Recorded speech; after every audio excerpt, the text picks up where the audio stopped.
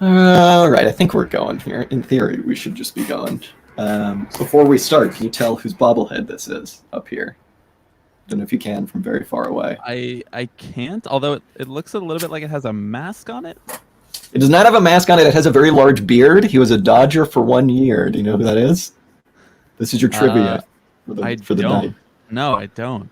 It is the beard. It was Brian Wilson. It is the only bobblehead that I own. So I was gonna ask that. He was actually a Dodger for a year. I a think of him only as a Giant. Yeah, I think understandably. He was a Dodger for 1 year. We paid him $10 million that he got hurt. And it was like, he pitched against the Giants for one game. And everyone was like, well, that was worth it. And then he got hurt. And it was just like, oh, there's his career. At least the Dodgers can afford that $10 million. Yeah. That's it. You know what? Honestly, everyone's talking about how like the Dodgers are the evil empire now. But you know what? At least they're spending money. Honestly. Like, I get it. But at least they're the only ones spending money. I feel like, okay. Alex and I I'm just going to say, talked ourselves into the Yankees a couple times because of that exact reason. Okay, well, that's a little dangerous. I'll be honest. That's a little dangerous. I know. I think the real evil empire. You're the Mets fan, right? Yeah. You're not the A's fan? Okay. I kind of feel like the real evil empires are like the A's and maybe the Tampa Bay Rays of the world. But, you know. Yeah, we just did a whole rant about the Rays, actually, on the episode that we just recorded that's coming out tomorrow. I respect that. I like that. Well, speaking of your show, do you want to give our nerdy, portly, Marxist, beautiful listeners kind of just a little intro to what your show's about, to tipping pitches and who you are, and kind of just about a little bit about the show? Yeah, I'd love to. Tipping Pitches is a baseball podcast, ostensibly, but also we talk a lot about socio-political issues, labor issues within the wider world of baseball. It didn't start out that way. I think that it started out mostly, with the ethos that we wanted to do a show that seemed fun, because a lot of the baseball shows that we were hearing seemed like, whether they were, mired in statistics or whether they were like mired in more of the old-timey, like, play the game the right way kind of ethos. Like we just wanted to do something that was like fun, centered around the pop cultural aspects of the game. So over time it's blended to be a little bit more about labor issues, socio-political issues. But I think that it still maintains that like intersection of pop culture that we really care about as baseball fans, that make us love the game so much.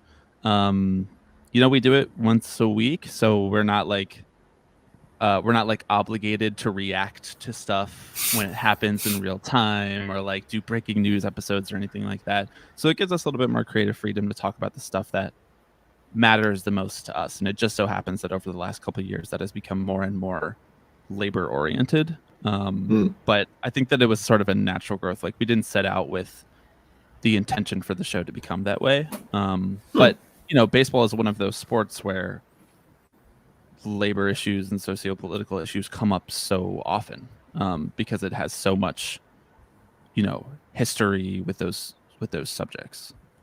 Yeah, no, for sure. And I mean, like, that's kind of one thing I wanted to ask you right off the bat is I feel like your average person would perhaps hear that you're doing a podcast about like, or even just talking about like labor relations in Major League Sports and kind of be like, who cares? Like all of these people are like trillionaires and, they're right. all like, I think, they're all like, they've got it made. So why would we care?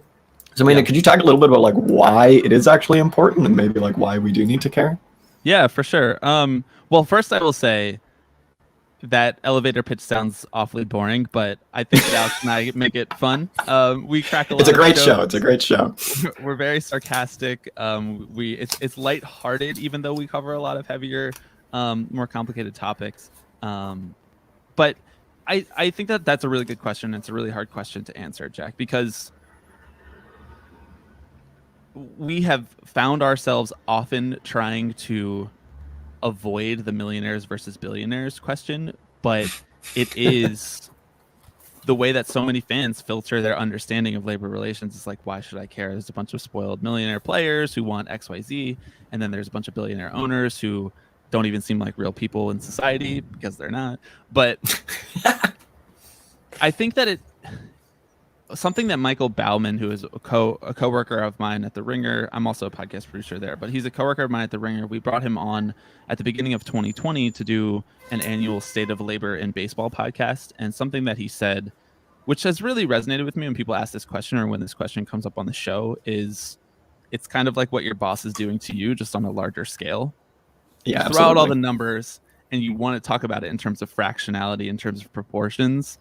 It's very similar to what bosses try to do throughout all industries. And then that's not even to say anything of the fact that like minor leaguers are actually being exploited on the level of gig workers and, you know, certain service workers and hospitality workers. Like these guys are actually being paid below minimum wage in a lot of cases, or right at minimum wage for only 5 months out of the year.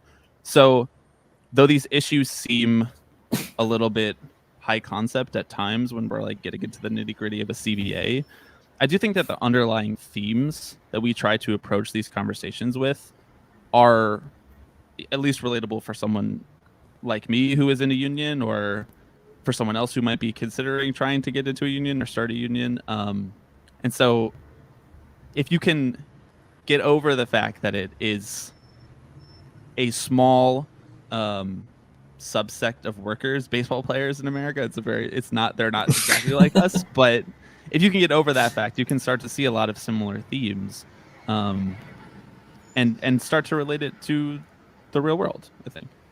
Yeah, no, absolutely. And I mean, I think you hit on two pretty important things. One, which is like, it is just labor relations, and it's the same thing. Like, there is literally no reason for owners to exist in baseball. Like, obviously, under capitalism, it is kind of a bit of a necessity, I suppose, but it's like in, reality, there's no reason for these people to exist, and we give them too much credit. But I think you hit on the kind of more important thing that I'd like to talk about, which is the minor leagues. So could you speak a little bit to kind of how the minor league system is set up in Major League Baseball, kind of why it's a little bit more exploitative than something like the NBA, and kind of what it's like just being a minor leaguer in today's system? Yeah, that's a really interesting question, why it's more exploitative.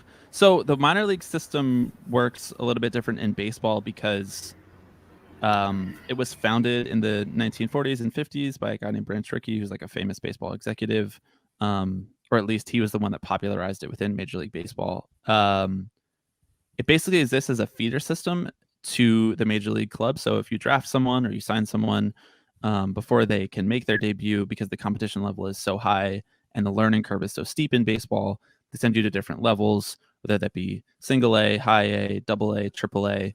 And all of these minor league teams exist as independent financial operations. So the clubs themselves are not owned by the Major League Baseball teams. Now, the MLB teams license their player contracts out to go to these minor league towns and play for these minor league clubs, but only because they need these teams for development purposes. They need somewhere for their players to go play actual baseball and face competition and, ostensibly get better. And they staff all of the coaching, they staff all of the players, but they don't staff any of the like operations of the minor league clubs. So that is the disparate landscape that we're working with. There's like a bunch of different businesses who have different interests and everything that make up the minor league ecosystem, that make up the minor league economy. The life of a minor leaguer is that it's exactly that. You get drafted by a major league team, you achieve your dream, or you get signed by a major league team, you've achieved this lifelong goal, and then they send you when you're 18, 19, 20, whatever age you happen to be when you get signed. They send you to a kind of random town throughout anywhere in the United States.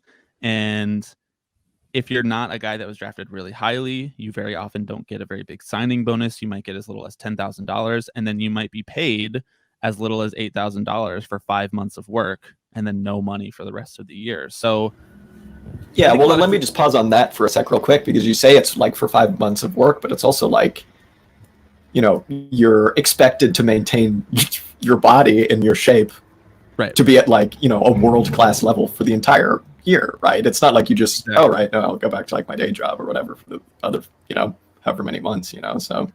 And I think that there's a lot of, there's been a lot of there's just momentum from how they've done things for so long. Like, it didn't used to be a 365-day a year requirement for you if you were a minor leaguer in order to develop. But now it is, because we know so much more about athletic development. We know so much more about training. And so they're asking these people to work for entire years, and they just can't afford it if they're only being paid for 5 months out of those years, which is what the uniform player contract, which is what dictates labor relations at the minor league level. The uniform player contract says you only have to pay, $500 a week to these guys, and you have their rights for 7 years after you draft them, and they're exempt from antitrust laws, so they can collude with each other to keep salaries down. It's a whole myriad of things. It's like a very complicated web that they have built, but all in all, there's a lot of momentum against these minor leaguers. So the average, I encourage people to read a lot of the reporting that has come out in the last year or so, or the last 18 months or so, about the experience of being a minor leaguer and about making this little money and being sent to a new city, trying to find housing when you can't even really get approved for a lease, making so little and not proving that you've been making it for the entirety of the year if you're going to sign a 12-month lease or whatever. So yeah, I feel like I've gone on a long diatribe and might not have answered all of your questions, but for the specific question of how it's different than other leagues, I think that something that you have to understand about baseball is that it takes guys longer to get to the top level. So in basketball, you might go to the G League, which is their development league. You might go for a year, or in your rookie year, you might just be on the team and you might be the best player. That's just the nature of basketball development. Guys affect it at a younger age. And in baseball, it can take 3, 4, 5 years to get up to speed, literally, in order to be called up to the major league team. Yeah, and you hear all the horror stories about like guys, like who've been in the minor league circuit forever, and they kind of get messed around by the owners of like the actual major league teams for when they're going to get called up, and you hear horror stories about them, like, having to stay in a room with like 5 other guys and like sleep in that room, and like, or sleep in their cars, or like the food that you can afford is just like crappy fast food, and it's not really helping you like stay in shape or anything. But It's interesting because like you kind of find this pervasive mindset, I think, among like major league players, which is changing, I think, with guys like McCutchen and others, I suppose. But like you kind of find this attitude that's really similar to like Wall Street bro attitude, which is like, hey man, you just got to grind. If you want to make it to the show, you just got to grind, bro. And you just got to like get through that like horrible decade of your life and somehow survive, and, or whatever.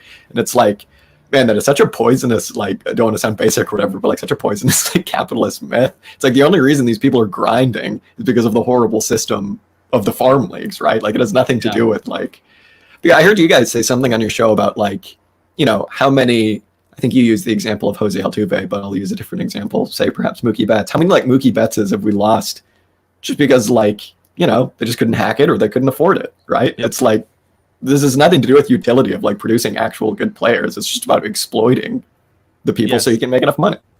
I think that's a really good point, and something that we've talked about a lot. There's basically no proof that there's any correlation between having to grind and creating adversity and actually succeeding in the future. If that were the case, then, like Vlad Guerrero Jr. wouldn't be good because his dad was Vlad Guerrero Sr., who's a Hall of Famer, and he had a huge signing bonus and everything. But he's also the best hitter in baseball right now. Like, there's just they pick and choose examples. People who have that mindset, people who purport that mindset, pick and choose examples to prove why grinding is good. And the adversity of having to go to a different town, play against entirely different players in a different place at a different competition level than you've ever had to face in your entire life, that's adversity enough. And I personally think that there is a much more compelling argument on the flip side of that, which is if you provide these guys security, if you provide these guys housing, if you provide them livable wages, good food, good nutrition, that will ease some of the anxiety and stress and free them up to actually become better at baseball. Because so many guys, as a guy like Kieran Lovegrove, who's a minor leaguer in Houston with the Rocket City Trash Pandas, who has been, it's just an absurd name. I realize that not everybody's like used to these names, but that's the name of it's the Trash Pandas, sir. Yeah, Rocket City. Yes, it's the name of a minor league team associated with the Los Angeles Angels. But he has become sort of the face speaking out as a current minor league player for some of these issues. And one thing that I think is really striking about his story is that he struggled with a lot of mental health problems. And I mean, there's been plenty of research done about how, financial insecurity, housing insecurity can affect your mental health in adverse ways. And it's pretty easy to draw a line between minor leaguers having that same experience and then, really struggling mentally with not just how good they are on the field, but also just how they're progressing through their early 20s, which is a really hard time to be living your life and entering the workforce. And it's obviously not like the rest of us, but it is sort of characterized by all of these same societal and capitalistic forces. Yeah, no, for sure. I mean, I heard you guys too talking about, this might have been a while ago now, but it was the kind of controversy. I hate that this is even controversy, but like where there were a couple of minor leaguers who were wearing, and even major leaguers, I suppose, who were wearing wristbands to show their solidarity of like, hey, things could be a lot better. We're kind of being exploited like a lot, and we're making all these people a lot of money. It would be really nice to get paid a living wage. That would be really cool. And that somehow turned into a controversy. Could you speak a little bit to that and like why that was controversial? Yeah. So I think, I don't know, to understand this, we have to go back a little bit. There has not really ever been outward displays of solidarity from minor leaguers in terms of trying to fix conditions up until the last couple of years. Excuse me. And one of the driving forces for that is an advocacy group called Advocates for Minor Leaguers, who is a group of people who are trying to change the conditions or bring awareness to conditions. It was founded by a bunch of former minor leaguers who lived this experience. And what they do basically is they help players understand, what the experience is going to be like, so they have realistic expectations. And then also they talk to players and they share their experiences. And when those experiences are incredibly awful, as they often are, they share that so that the public and the fans can put pressure on these major league teams to treat the minor leaguers better. They have grown a lot in the last year or so. In the pandemic, they've done a lot of, honestly, like investigative reporting into how major league teams have been treating their minor leaguers with regards to COVID safety, with regards to healthcare, with regards to housing, and a lot of different things. And so they organized a protest. Not really even just like, I don't even want to say protest, because it's not like the players were refusing to play, or it's not like they walked out of the training room or anything like that. It was literally just, they wore wristbands like Live Strong style that said fair ball to bring awareness to fans who might have been attending that game, or to any media who was covering that game, about how they felt that they were being treated wrongly at the minor league level. These working conditions were just untenable. So Advocates for Minor Leaguers organized that protest in a minor league game between a Mets affiliate and a Phillies affiliate. And then it came out, what you're referencing, Jack, it came out a couple weeks later, or about a week later, that Phillies coaches and executives sat the team down and said, hey, this is not the right way to do this. And they deny that they disciplined these players, but I mean, we've all been in meetings where like they say that they're not disciplining you, but they're really like, they're elbowing you a little bit. But you'll be fired. Yes, exactly. And minor leaguers, something that they really struggle with is job security too, because they know that they can be cut for any reason. They're not big earners. They don't have any protection against being cut. And it's really hard once you get into the slipstream of getting cut from one team, one organization. You get a reputation for a guy that gets cut a lot, doesn't want to hang around. And then, or the team doesn't want them around for whatever reason, even if that's an incorrect characterization. It can really change the trajectory of your career. So guys are truly terrified to speak out, and these minor leaguers did. And of course, the Phillies immediately tried to shut it down, because the longer you let a fire like this grow and burn and get more oxygen in the media, people talking about it, not just people like me and Alex, but in larger, me and Alex on Tipping Pitches, my co-host, who had to be absent today because he's attending game 162 for the Yankees. Is he actually? Oh my God. When he is. all He's right, an A's that's fan. He's an understandable. A's fan, but he got an opportunity to go and see, and the Yankees might have an epic meltdown. So it'd be cool. Oh my, one can only hope. But not just people like me and Alex talking about it, but places like ESPN, places like The Athletic, adding oxygen to this fire and adding gasoline to this fire in some cases. And I think the Phillies have a lot to lose. Every team has a lot to lose. The more awareness that there is of these teams, like, and how they're treating their minor leaguers, the more public sentiment will just continue to move away from management, which, as you know, makes management very uncomfortable because they realize that this is a losing battle for them. They realize that no public opinion is never going to be in their favor if all of the facts are laid out on the table. I mean, they are literally colluding against some of the most vulnerable workers in their entire labor landscape in the Supreme Court to get antitrust exemptions so that they can continue to pay them less and less and less.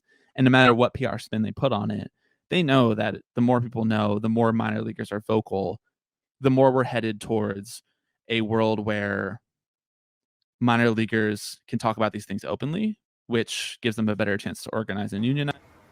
And the more we're headed towards a world where basically every fan is like, this is unacceptable. You should not be doing this. Because every fan that I know who knows about the conditions, and granted, this is my own social circle of like lefty people, but even people who are not like me who care about these issues, the more people know about this, it's basically 100% disapproval of how MLB teams handle the minor leagues. Yeah, and I mean, like, you can literally talk to anyone, and if you show them exactly what you're saying, if you show them how these people are actually treated, they'll be like, yeah, that is bad. Owners have a lot of money. People doing labor have no money. That's bad.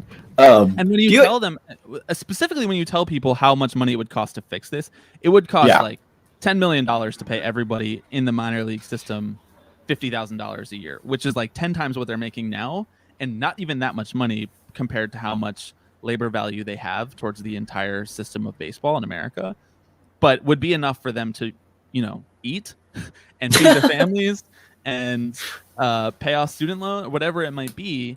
And $10 million to an owner is nothing. It's a rounding error. It's a reliever that you sign. It's Brian Wilson. It's literally Brian Wilson in the last year of his career. So it's just so obvious, and I understand why the Phillies immediately reprimanded their players. I was a little surprised at how quickly they did it because the story was like still out there in the ether, and if you deny, it's a little bit sort of like a, wow, thou doth protest a little too much. What's going on here? It like piques the investigative journalist's interest and that kind of thing. But I think teams and owners are very afraid of their minor leaguers organizing, of course, speaking collectively, as all owners of all companies that employ workers are. Exactly. And I mean, the owners are not creating much value. I'll say that. Yeah. So you brought up the kind of like more people are starting to talk about the minor leaguers and stuff, and you are starting to see some like real legacy media types talking about it, if for no other reason than that it's like the hot new thing at the end of the season or whatever. Do you see kind of like a sea change coming? Like, I know that your guys' kind of tagline is, unionize the minors, unionize the minor leagues. Is that like, how far-fetched is that? Like, because obviously there's a players association, a union in Major League Baseball for the top level guys, the guys actually in the show. Stunning that there isn't one in the minor leagues.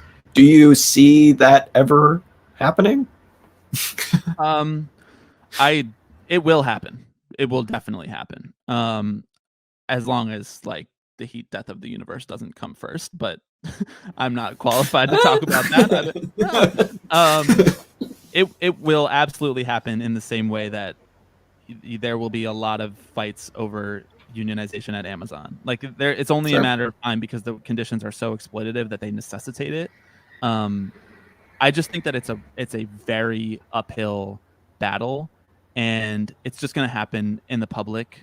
Like just because it's being talked about more and more, and just because more places are writing about it, advocating for it in some cases, it doesn't mean necessarily that it's like imminent, because it's a very hard, from a practical perspective, it's a very hard organizational challenge because these guys are at different levels. They are employed by different teams. They're in different states, in different cities, in very small cities. I think the biggest challenge is that they're only at a certain place playing with guys for like a month at a time sometimes. So if you have like 5 guys in a minor league clubhouse who are, let's say a de facto organizing committee for what might become the minor league baseball union, all the people that they're recruiting might get promoted to AA next week. And so Well, and who's to say that the owners wouldn't just do that intentionally, right? It's like, oh, this guy's causing trouble. Let's just trade him to the Great Lakes Loons or whatever. Yeah, or just cut him entirely, because there's nothing that says really that you can't cut him. I mean, you're obviously not allowed to fire people for union activity in America, but it's not like the Labor Relations Board has ever really come down on the side of workers in a meaningful way for a while now. And so that's a little bit harsh, but you know what I mean? It's not like they're going to go out of their way. If the owners basically come up with a bullshit excuse as to why they cut a player, even if it was because they were organizing, if there's no paper trail of them doing that, there's no way to prove it, because guys get cut all the time, every day, and for any reason. Even if they're playing well, they can get cut. They can just be cut because there's not enough space on the roster, and they want to bring in a new person. They think that person has a better chance to succeed at the major league level or fill an organizational need or whatever. So, to your question of, do I see this happening? Yes, absolutely. There will come a day when there will be a vote for a union in the minor leagues. Do I think it's close? No, because infrastructurally, there's just a lot that needs to happen before then, and there needs to be some sort of outside body that is helping advance that, because from within the ranks, it's just very hard for it to grow organically and for players to both focus on improving as a baseball player, which is a very hard thing to do, and also improving their working conditions. It's frankly just too much to ask players to do all at once. And so it's just going to take a lot of time to, I think, lay a foundation for all of the housekeeping stuff that comes with trying to form a union, for lack of a better phrase. Well, I almost wonder if it's got to come then from like the actual major league guys, like they've all been through it. You know what I mean? Like they all know how crummy it is. It kind of sucks that you would have to rely on like empathy, but at the same time, it's like, I don't know. They're I don't know. It will come down to somebody withholding their labor. I guess just depends on who it is. Right. So I'm less optimistic for the MLBPA striking in order to support minor leaguers, because they're not members of that union. So there's not as much of a legal defense. There's not as much of a historical precedent in the labor fight between the MLB and the MLBPA for the MLBPA to be striking over something that they're doing to non-union members. Like that's never happened before, and so much of labor and CBA negotiations is about precedent. So they really would have to strike and say, include these minor leaguers in the next round of CBA negotiations, and that strike could last a year, could last 2 years. The owners really don't want this, so it could require them giving a lot. And so I do almost think that the path, at least from where it looks like now, is minor leaguers to create their own union, and for major leaguers to basically stand in solidarity with them, stand in their defense. And whether it's like they're basically like sister unions, the way that like the Writers Guild has an East and a West, and they're not exactly the same, but they are, they do stand up for each other on similar issues. Like whether it functions like that, I'm not really sure, because there's no precedent for any of this stuff, but it would be so hard for the Major League Baseball Players Association to add those minor leaguers in, just because of what we talked about at the beginning of this conversation about minor leaguers, how much owners don't want this. And CBA negotiations at this point are basically just about sussing out how much the other side wants something and how much you're going to have to give in return to get that thing. Yeah, no, for sure. So, I mean, I guess that kind of brings us in to the like looming horrible thing that nobody wants to talk about, which is coming up at the end of this year, which is the end of the collective bargaining agreement between the Players Association and I suppose just Major League Baseball or the owners, or I'm not exactly sure how to phrase it, but nobody's talking about it because it's really, it's been an awesome year for baseball and really cool things are happening. And today is like the most insane day of baseball I can remember. But like, what's going to happen? Like, are we going to have baseball next year, or is it just going to get shut down? Man, I don't know. I asked Alex this last week on the show. I was like, we've talked about it every, like 6 or so weeks. We just do a check-in with how we feel about the upcoming offseason and the CBA negotiations, and what we're kind of expecting to happen. So I asked Alex to go on the record about it last week. I was like, do you think there will be a work stoppage? And he was like, I think that there will be, if the parameters for that are, will they have a new CBA by the December 1st deadline? I think that's almost definitely no. I think that they will either extend the terms of the current CBA for 3 months and try to get it done before the start of the next season so that no baseball games get missed, or whether they will just be operating without a CBA because there's no games being played, so it doesn't matter quite as much. I don't think that they will get it done before December 1st. I think that there's basically like a less than 1% chance that will happen. Sick. Awesome. So we are heading into not uncharted territory, because there have been multiple work stoppages in baseball just because of the nature of the fight between the players and the owners. I go back and forth on this all the time, because on one hand, the owners have it made, and so they have no reason to jeopardize that, that history of making so much money in the last 2 decades. They have no reason to jeopardize goodwill. They have no reason to complain about how much money they've been able to make and how much their franchise values have gone up, and all of these benefits that they have just by nature of having had enough money to buy into this antitrust exempt industry. But at the same time, I mean, they continue to ask for more and more, and they just continue to try and undermine the Players Association. And so the real issue has been that in the last 2-3 years, there has been a lot of confrontation over free agent spending, and they are trying to solve that problem, mainly trying to solve a problem where players get paid not very much for the first 6 years of their career relative to their value, because the teams own their contract for those first 6 years, so they can decide what to pay them with certain parameters, but they can decide what to pay them basically. And then they are free agents after that point, and they can shop themselves out to other teams to get deals with no limit on those deals. It can be as much money as they can possibly negotiate for. But over the last 5, 6, 7, 10 years, those free agent deals have been drying up, more or less, for lack of a better phrase. And the bigger stars still get their big contracts, but the kind of middle tier of 30-year-old MLB star does not get as much money as they used to, because owners are wising up to how players don't perform as well post 30, and they're just refusing to give that money out. And so the Players Association is trying to solve for that problem, in that they're not making a lot of money earlier in their career, and now owners are saying, we don't want to give you a lot of money later in your career. And they're saying, hey, what the hell? We have no opportunity to actually recoup our value as workers in this industry that you're telling us is like free market capitalism, but certainly doesn't feel that way. It feels like we're being colluded against. And so they're trying to solve that. And that's a really big existential question to solve. There are a few things that the owners want in exchange for something that would be more favorable to the players, like expanded playoffs, meaning more teams make the playoffs, meaning more TV revenue for the playoffs, which is bad for competition, bad for fans. But I can see players being like, well, if it makes us more money.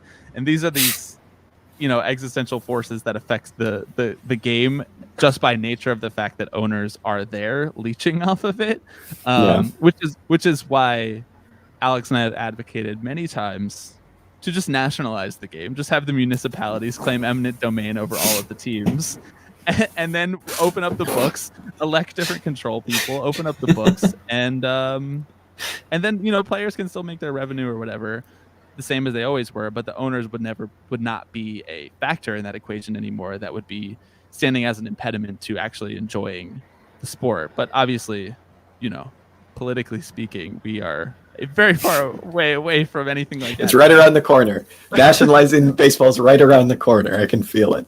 I mean, that brings me into first, and then nationalizing the MLB teams. No, all or nothing. That brings me into something that I'm interested in terms of like what can actually be done now, right? And when I say now, I kind of mean like under capitalism, right? Like what can be done to make the sport better, more enjoyable, like under capitalism. And I mean, it is so insane that the commissioner is just an employee of the owners. Like that is so like it's insane that owners exist. It's insane even more so that the person running the league is just like their bosses are the owners and not the players. It's like here's a crazy thought, guys. What about if the commissioner was elected by the MLBPA? Or like, hey, what about the fans? What about that? That would be really cool. I know that like the owners would like scuttle the ship before that happened, but like there's something cool. There's no need. I feel like I didn't even know that like the commissioner was just an employee of the owners for a long time, but I feel like that's just something people just don't really kind of realize. And so it's like, oh, when Manfred does all of this stupid stuff, when he shows up like drunk to give Corey Seager his MVP trophy, it's like he doesn't really care because then like the players are gonna like hassle him. You know what I mean? It's like he was literally bought in just to, deal with the upcoming CBA in the favor of the owners. I think once your perspective on that is honed into focus and you realize that he's actually literally just an owner stooge, like he's literally employed by the owners and they would fire him if he did not do their exact bidding, I think that it's very clarifying because you start to understand. I mean, Rob Manfred, this is literally a guy who negotiated CBAs for the owners before he became the commissioner. That was his job. He was the ownership side labor lawyer in CBA negotiations, and he was really good at it. He won the owners very favorable terms, and they rewarded him with the commissioner role. And since then, he talks about himself as like a technocrat. Basically, he's like the technocrat commissioner who wants to like make tweaks to the game that make it more efficient, make tweaks to the game that like the zombie runner, which everybody loves. Right.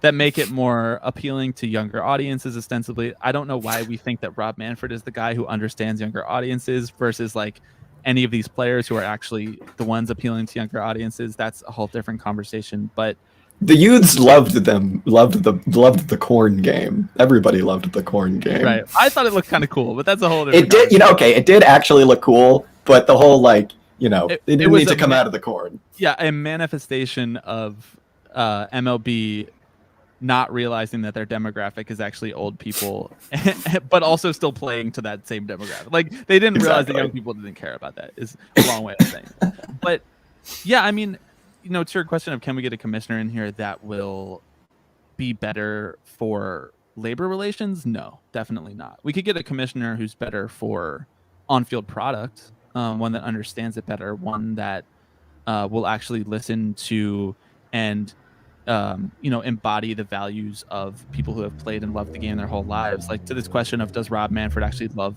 baseball? He talks about it all the time. He's like, I'm the biggest baseball fan in the entire world. I'm like, well, then why are you shitting all over the sport all of the time? That's a really weird thing to do if you're a big baseball fan. A former player would be great. We've advocated a few times for someone like Curtis Granderson. We've advocated in the past before I worked with him for someone like CC Sabathia. Now I know he has absolutely zero interest in doing that. But, someone like that, Ken Griffey Jr. is currently an advisor, a consultant for the commissioner's office for on-field play for competition or something. So he basically makes recommendations as to how rule changes will affect the sport. I think things like that can improve on-field, but in terms of labor relations, the only way that it will get better and that owners will not continue to exploit it is to, get rid of them via eminent domain. Get rid of them. Okay. I understand. Or, more effectively organize the MLBPA. And I think we've seen a little bit of that in the last couple of years. The guys who have been here for a longer time, guys like Max Scherzer, guys like Colin McHugh, guys like Sean Doolittle, these guys understand the power of solidarity. They understand the messaging that is required to be such a public-facing union. Last year during the pandemic and when they were negotiating the terms to come back and play, it was very clear to anyone who was paying attention that the owners wanted to play as few games as possible because they were going to get paid the same from they were going to get paid the same amount of money from their TV contracts as long as they played 60 games or more. And which is hilarious. And they knew that it was going to, I guess, cost them more money to play more games with no fans in the stands to actually like pay the workers to come and do that, even though it wasn't actually going to cost them anything close to something that would threaten their bottom line. Really, they were going to take a bigger hit during one calendar year when they've been making record profits for the last 15. and they didn't want to do it. And it was obvious to anyone paying attention that they were trying to play as few games as possible, which is shitty. That's a shitty thing to do, because then they wouldn't have to pay the players as much, because the salaries are prorated to how many games that you actually play in a season. And fans really wanted to watch it. If they were going to be able to bring it back in a safe way, I think there was a lot of people out there who were like, it'd be nice to have sports as a distraction if you can do it in a safe way with the right testing and the right distancing and et cetera, et cetera. I still think they came back way too early, obviously, because the pandemic proved to last the entire year, and there was a lot of positive tests all the way up until Game 7 of the World Series. Justin Turner. Right, exactly. And the players came out with messaging that was like, just tell us when and where. We'll be there. We want to play. We will play 162 games if you just tell us when to show up. And that's really effective union messaging, because the public is like, cool, the players are ready. Why aren't we playing? Oh, the owners don't want to play. So I think stuff like that, and social media campaigns over things like salary arbitration, which is where the teams come in and tell you you're not worth any money at all. Here's what we're going to pay you. And then the players are like, actually, I think I'm worth this much. And then you have a neutral arbitrator decide how much the player should actually make. It's the perfect system. Right. That's the thing that actually happens. They've united over stuff like that in a more public way, using the benefits of things like online organizing, using the benefits of veterans who have very favorable opinions with fans as being the face of these things, in a way that I just think the Players Association was not interested in doing between the 95 strike, where they organized very effectively and got a lot of wins, and basically 2015, which is when the last CBA was negotiated. They've been losing a lot in negotiations since then, but in the last few years, I think they've really started to turn the tide around. Different societal factors change whether or not they'll be able to win at the bargaining table. There's a lot of big question marks about like what is the future of revenue when it comes to TV contracts and that kind of thing, and how much of that can the players get. But just in terms of like union hawkishness, it's gone up in the last couple of years, which frankly I think is a good thing for a fighting union like the MLBPA. Sure. Yeah, absolutely. Well, I know we have game all of the games of 162 about to start here in a minute. Dan, did you have anything you want to ask? I know we're kind of just talking about baseball, and that's about it. Yes, as a British person, I'm total novice to this. I have no idea what's going on. It's been really thrilling to listen to you both chat about it, though. I hope it's not too disconcerting having me hanging out without saying anything. No, not at all. Maybe you could explain to me why today's series of baseball games is so exciting. Either of you. Yeah, sure. So MLB has the lowest percentage of teams that actually make the playoffs of the entire crop of the total teams in the league versus other sports like basketball and football. Only 10 out of the 30 teams make it in Major League Baseball. That's 3 division winners and 4 wild card. 3 division winners in each league, and then 2 wild cards in each league. And so very often the races come down to the last day of the season for who will actually make the playoffs. So because there are so few spots, there are multiple teams vying for them, particularly in the American League side of the bracket. There are 4 teams vying for 2 wildcard spots. And basically what they do in game 162 out of 162 will dictate whether or not they get to play in the playoffs in a few days. So you play 6 months of a calendar season, you play almost every day, and it all comes down to one game. I've said this before, but from my perspective, American sport does drama so much better than British sport seems to, kind of thing. Yes, but in terms of fairness, I think that 38 games or 39 games they play in the Premier League, right? And then they relegate the bottom 3. That seems like the most fair in terms of competitiveness, and I think that it pushes teams to not want to be relegated. In American sports, we frequently have a problem with tanking and anti-competitiveness, and you've seen that really blow up in the last decade, and in a lot of ways that manifested as anti-labor. If you have 10 teams that are literally stating before the season we're not trying, then why would they go bid competitively for guys who are free agents? And then you start to see that's why some of the free agent market had dried up a little bit. You can draw a direct correlation, and maybe correlation isn't always causation, but I mean, to me, I think there's a pretty clear case that it is causation in this instance. And is that worse in baseball than it is in other sports in the US? Because there is the franchise model kind of thing and the lack of relegation is the case across American sports. But yeah, I think I don't know, Jack. Do you think tanking is worse in baseball? I think it's probably the worst in basketball. Yeah, but also like in a sport like basketball, you kind of just need to pay one guy, one superstar, and you can probably make the playoffs, right? Like in baseball, you can get the best player, you can get the two best players in baseball, in fact, and still suck. So I'm not that I'm talking about any team in specific here, but Bella's other team. I think the problem in baseball is slightly different than basketball. I think the basketball teams, they tank their way all the way to the bottom because if you get one superstar player at the top of the draft, you can change your whole franchise around, and I think that's a very enticing concept for general managers, guys who run these teams. I think in baseball the problem is a little bit more acute. I think it's that teams are either completely tanking for a few years so that they can keep salary down while they don't see a competitive window for themselves, or they're in a perpetual on the fence, and they keep their salary totals in the middle tier of the league, and then at the trade deadline they sell all of their best players away and then they tank.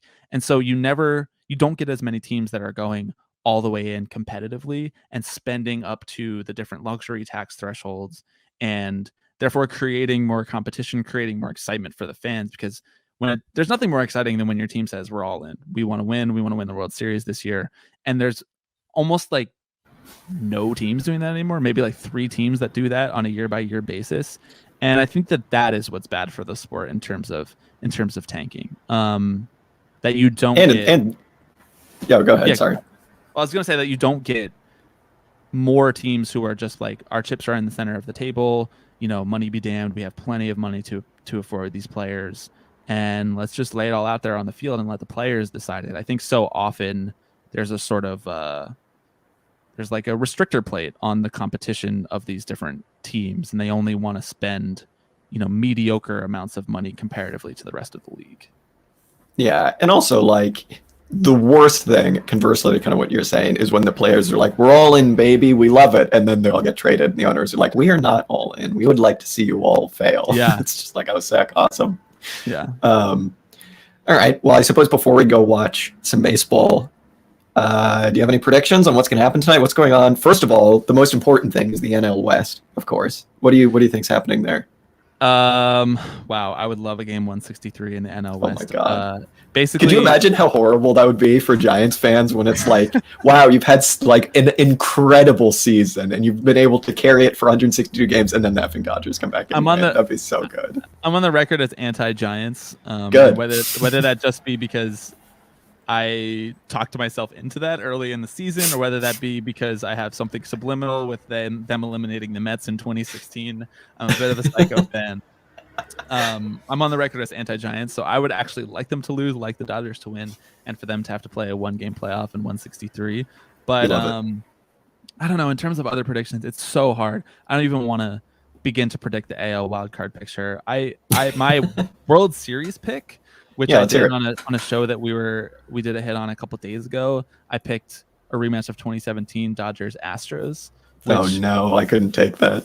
I mean, it's just gonna melt down baseball Twitter because these teams hate each other, and there's obviously so much bad blood over the sign stealing stuff. But in terms of drama, I'm all here for it, and I really actually think that those are the two best teams in their respective divisions. I think the AL has been pretty bad for the most part. I think the Rays are slightly overrated, but we don't need to get into each individual team. But I do think that the Astros are flying a bit under the radar. I think that they have the best lineup and the best offense in the entire AL side. And then the Dodgers are just, I think, far and away the best team, even though they're a game behind the Giants somehow. But in terms of their roster, in terms of their run differential, everything else on the advanced metric side of it, I just think that they're the best team. And so I always want to see the best team at least get a chance to win in the World Series. Now, when it gets to the World Series, I just root for the best games possible if I don't have a particular rooting interest. But I would like them to at least get there so that I can see all of the best players on the best team get the chance to show their mettle, Yeah, absolutely. I would like to see the Dodgers make it, but I just feel I feel like they are going to have to go to the wild card, and I feel like St. Louis has been, I don't know, praying to Baphomet or something. I don't know what's going on down there. We say often about St. Louis devil magic, but this year has truly been some of the most devilly underworld magic of any with what they've done. But I also would like them to get eliminated hastily. That'd be good. That'd be very good for them. Yeah. So I would say I'd like to see the Dodgers make it, and that would be ideal, obviously. But I feel like we're gonna get the most boring matchup possible, which is San Francisco and the Rays, and it's just gonna kind of be like, all right, well, I kind of don't really want either of these teams to win. Yeah. So there's a real let them fight. Exactly. Don't really know who I'd be rooting for in that instance. Although I think I have more to lose if the Rays win a World Series, because I have been vocally against their ability to win the World Series because they refuse to spend. I mean, they're in the bottom 5 of payroll every year, and somehow still put a winning product on the field, which is a testament to their player development and their player scouting. But at least for me, it's more of an indictment of the fact that they refuse to spend more and go over the top and put a team on the field that will definitely compete for a World Series, definitely have the ability to beat the Dodgers once they get there. I think that they were just outclassed by the fact that the Dodgers had way more players who they chose to pay more money in the World Series last year in 2020. Like, I think that was truly the difference. And so I don't think that I could stomach it if the Rays win the World Series. It would add to the Wander Franco lore. That's for sure, but that would be about winning it in his rookie year. Yeah. That would just be stupid. Yeah. He's a wonderful player. So much fun to watch. Yeah. All right. Well, I guess we'll see what happens tonight. I'm going to be on the edge of my seat. That's for sure. Yeah. Yeah. All right. I guess I don't really have anything else. We can bury the hatchet and say that I apologize. I think about this a lot, honestly, whenever the playoffs come up. Apologize for Ruben Tejada. I think that was pretty messed up. I think that was pretty bad. I think about that a lot. Because I always like the Mets, and then it's always like, but Mets fans probably don't like me. So it's okay. It's okay. The Dodgers Mets is not like a serious rivalry anymore. It truly was more Mets versus Chase Utley. I don't think that anybody carried over any like bad blood to the Dodgers in general. It helped that the Mets went on to win that series. I think if the Mets went on to lose that series, it would have been potentially more controversial in the future. But I don't have any bad blood towards the Dodgers. In fact, I frequently go to Dodger Stadium and root for them. Excellent. And you pay $35 for a beer, I'm sure. I do. It's actually $20. $20 real Is it actually dollars for one beer? Yep. Oh my God. $17.75 plus tax. Jesus. All right. Well, I think there's one more thing I just wanted to say, which is that for our listeners, like, we really wanted to talk to Bobby, I guess, just because this is like a real concrete example of how capitalism like really affects all of our daily lives and how it makes the sports bad. And things are probably not really going to change until we, I think, get rid of capitalism. Like, I hate to say it, but like, this isn't really a problem of like Rob Manfred is such a jerk, or like if we could just replace Rob Manfred, or if we could just get some better owners. There's no reason for owners. There's no reason to produce for exchange. We need to get past it. The only reason I want socialism is so we can have good baseball. I think that's all I wanted to say. That's a good tagline for our podcast. Maybe we should start using that. No, thank you for having me. This has been fun to talk about some of course, and where can people find you?